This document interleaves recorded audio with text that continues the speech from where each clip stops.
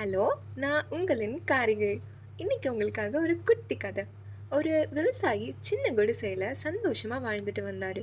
அவர்கிட்ட 2 மண் குடங்கள் இருந்தது. அதுல தான் தினமும் ஆத்துக்கு போய் தண்ணி எடுத்துட்டு வீட்டுக்கு கொண்டு வருவாரு. ஒரு மண் குடம் முழுமையாக இருந்தது. இன்னொரு குடத்திலேயோ ஒரு சின்ன பிளவு இருந்தது.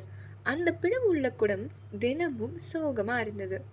நான் பாதி தண்ணீரை வழியில் இழந்து விடுகிறேன்.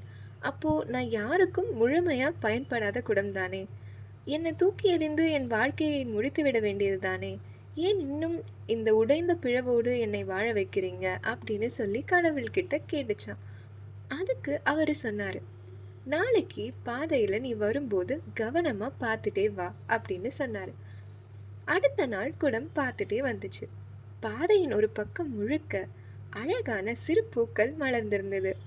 அப்போ கடவுள் சொன்னாரு, உன் பிளவு காரணமாக வழி நெடுக சிறிது சிறிதாக தண்ணீர் சிந்திக்கொண்டே வந்தது.